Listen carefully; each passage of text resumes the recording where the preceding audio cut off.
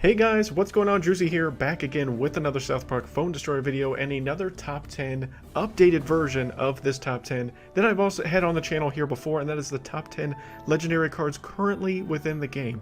Now, this one actually is a video that is still pretty popular. A lot of people still watch my old version of this video, so I decided I needed to make an updated version of this as a lot of things have changed. I will pin a link to that to make sure that people come and watch this version, because this version, again, is updated. So welcome to those of you that are coming from the other video. But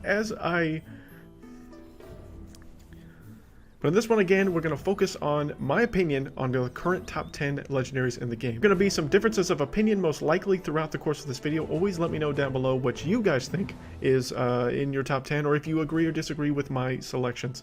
So I'm going to go with cards based on all levels of arena, but primarily in legendary arena.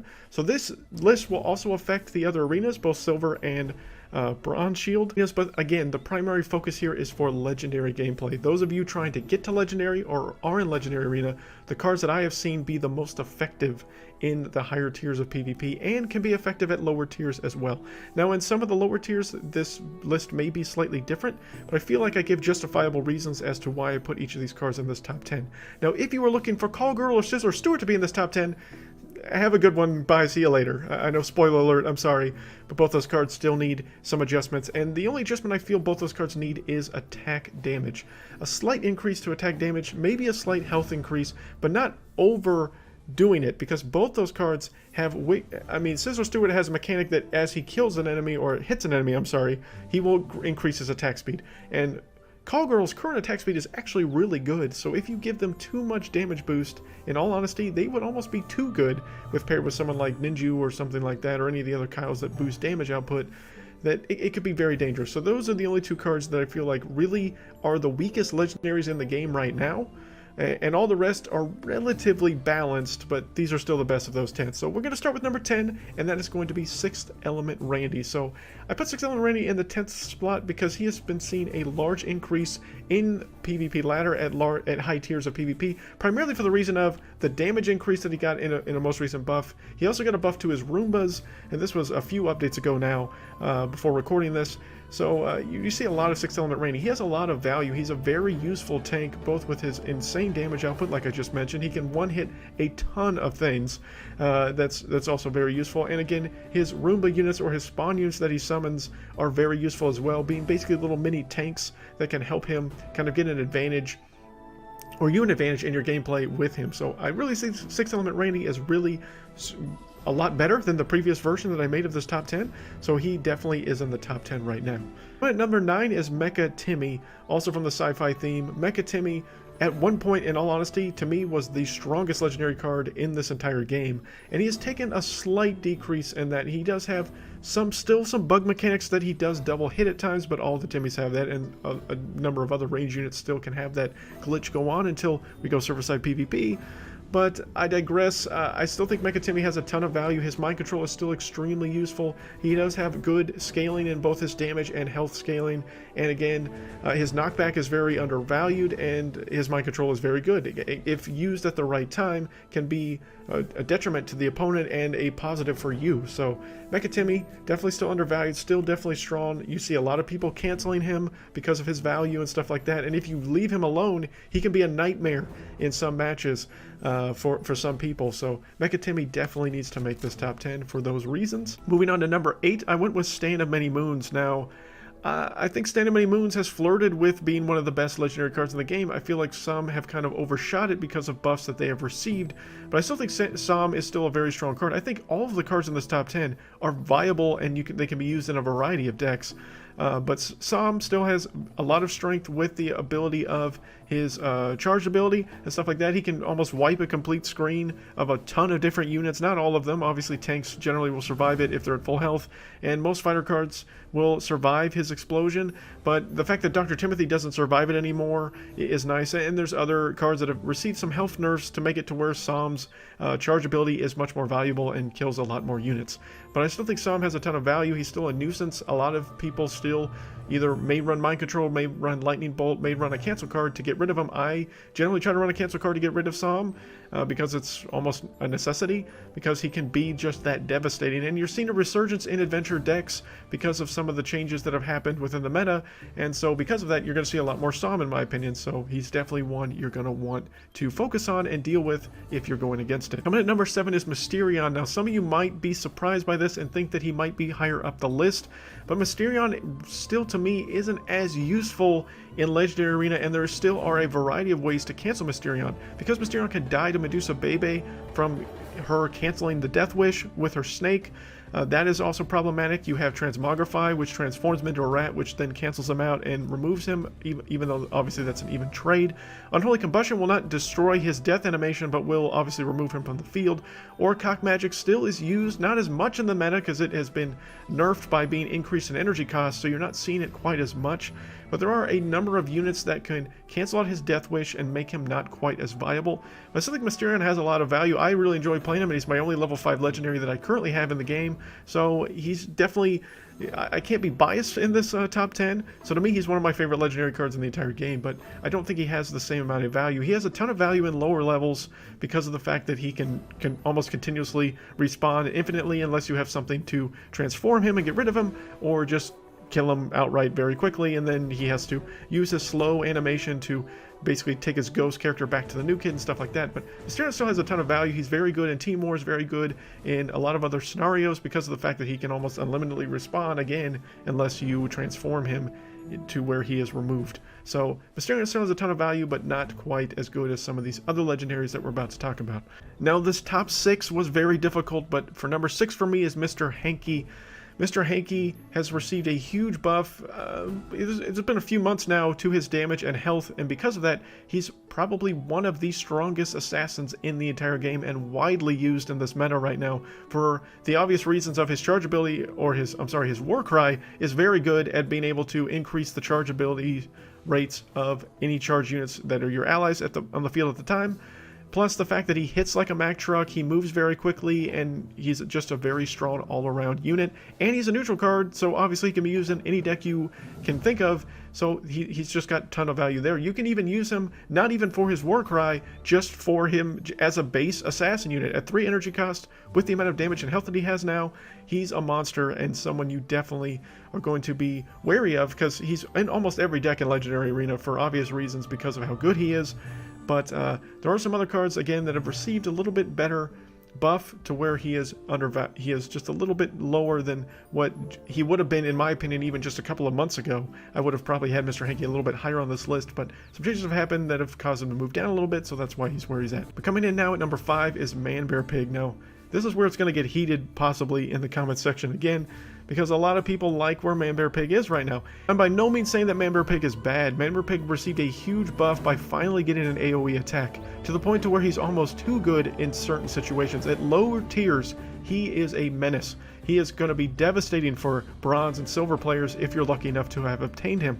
And you're seeing him a ton on ladder with a lot of Pope Timmy, a lot of Youth Pastor Craig, a lot of different things that he's just so versatile. And you're seeing double tank decks be emerging in the meta now because Cock Magic was nerfed by receiving a 1 energy increase. So it's not being used as often. So therefore you're seeing a lot more Manbearpig play, which is fun. It's fun to see him in the game more again, like you did over a year and a half, maybe 2 years ago, when he was used a lot with the Manbearpig Pope Timmy combination, which has now seen a resurgence in the meta. So I like where Manbearpig is right now. I think Manbearpig is fine. I don't think he needs any kind of nerf to where he is right now. I think he's around where he needs to be, but you're just seeing a lot of people with him at level 4, some even have him at level 5, and probably a decent amount have him at 2 and 3 now within the game, except for newer players obviously, to where you're going to see a lot more Manbearpig, and he might be more of a nuisance for you. But he's still pretty easy to deal with. I do have a video on that, and then of course you can watch plenty of gameplay of myself or other YouTubers that have easily been able to deal with Manbearpig, so he is easily able to be dealt with. So he's not, that's why he's a little lower down the list, because there's still plenty of ways to cancel him to where he can ultimately not be a full-on nuisance for you. But number 4 is Shield Maiden Wendy. Shield Maiden Wendy is very undervalued to some people, not to everyone, because she's widely used. Fantasy is probably the strongest theme overall in the game right now. I've said this multiple times for the last couple monthly meta updates, and Shield Maiden Wendy is a big reason for that because her charge ability is so good. A lot of people are running Hankey, like I mentioned, to the point to where it makes her even better. She can shield more often, and she has really good scaling, really good damage, really decent attack speed. I don't think it's overpowering, but the fact that she can survive very well with her shield, that invincibility for that brief period of time, plus again a lot of people running Hankey, cast Hankey with her to make it to where she shields more often. She's just a menace. She is used in almost anyone that runs Fantasy and Legendary Arena. You're gonna see Shield Maiden Wendy because she's that valuable, she's that good right now. And shout out to Haze Demon, who luckily got her to level 5 recently, so I'm jealous, man. Hopefully I get her to 5 soon myself. I think I'm a little ways off though, but shout out to Haze. He deserves having a level 5 Shield Maiden and has had a lot of fun with her, as I've seen in some of his videos. But again, Shield Maiden Wendy, very good, definitely deserving to be high up on this list. Coming at number 3, I have Satan. And Satan has definitely emerged in the meta as valuable for the main reason of, previously the meta had shifted to a lot of quick spam, cheap cost decks, using a lot of sci-fi fantasy with like stuff like visitors, cheap range units, Space Warrior token, different things like that, to where you can just put a bunch of spam on the field and then you can't do anything with it, right? Well, that's where Satan comes into play, because Satan is just going to rise up from hell and just wipe the board. Maybe not completely clean depending on your level, but Satan has a ton of value right now in this meta, and he is still valuable even with the shift a little bit now to multiple tanks and things like that. I still think Satan has a lot of value. He can clean up a lot of those range units. He's very tanky with his own health. Yeah, he's not going to do a ton of damage, but you can buff that, I guess, with one of the Kyles if you're lucky, or there's other ways of doing it. But Satan still has a ton of value here. I'm one away from getting to level 4, and in all honesty, I will probably put him in my deck once I get him to level 4, because if you have a level 4 Satan in Legendary Arena, you're going to see him a decent amount. Maybe not as much as you used to, because you're seeing the removal of cock magic a little bit, but I still think Satan has value. I still think he's a very strong legendary card in this game. Coming at number 2, I have Inuit Kenny. Now, the reason why I have Inuit Kenny number 2, which some of you are going to say, Druzy, why in the heck is Inuit Kenny up here? His health and damage were nerfed. Well, that might be the case, but his energy was buffed to where it's 1 lower than what it was, down from 4 to 3, and he is basically a cancel card at the cheapest possibility of a cancel card you can have. And he's as valuable at level 1 as he is at level 7. Obviously, he'd be better at level 7 because he's going to do a little bit more damage and survive a little bit better. But the primary use of Inuit Kenny, in all honesty, is to use him as a cancel card. To get rid of Manbearpig, get rid of anything that's a nuisance to you, if you can play it at the right time and strategically use it to cancel out. As you saw in my most recent Team Wars video, Inuit Kenny was obviously used in that regard as a cancel card for my team in Team Wars, and is used probably in this next coming week as I'm recording this. Inuit Kenny's going to be probably back in Team Wars again for a lot of us, because that's how much value he can provide by being a cancel card, and because at any level he's going to be valuable for you. And a lot of people are starting to again shift to adventure because Inuit Kenny has a ton of value. So Inuit Kenny definitely deserves to be higher up on this list than maybe some of you would agree to, but if you really think about it, and just having the cheapest cancel possible with the ability to do damage, that in itself is worthy of being high up on this list. But to no one's surprise, as I've stated multiple times for a long time, DSR, or Dragonslayer Red, is the strongest legendary card and the strongest card in the entire game right now as I'm recording this. DSR still is insanely valuable. Her Warcry is insane. She's going to lower everyone's health, lower everyone's damage output for a brief period of time, and then she's just going to be a monster because she actually has really good scaling with her own damage and health and stuff like that.